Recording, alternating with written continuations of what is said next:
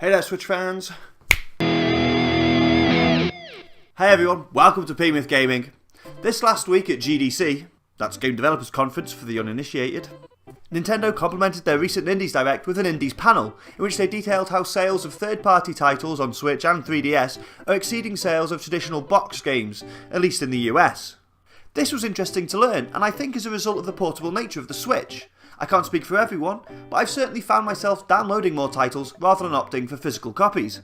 This is somewhat unusual for me, as I'm a guy who loves a physical collection usually.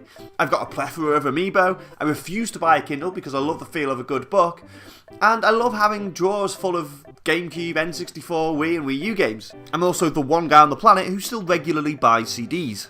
But with Switch, the only physical games I currently own are Doom, Mario & Rabbids Kingdom Battle and Breath of the Wild. Mostly because I had to have that collector's edition.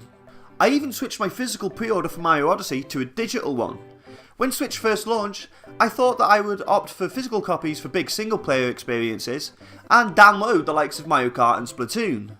But as the hybrid nature of the Switch has seeped its way into my life, I found the option of having pretty much my entire library on the system ready to go as soon as I lifted out the dock and head out the door just too convenient to pass up.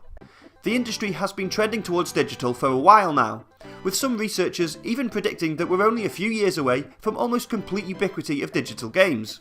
So there's no doubt that physical is out and digital is in, and the Switch's whole shtick lends itself well to that. There are some problems with that. The Switch only has 32GB of onboard memory, and any microSD cards above 128GB are still slightly prohibitive in terms of cost. The Switch does support microSD cards up to 2TB, but they're not market ready yet, and Lord knows how much they'll cost when they are.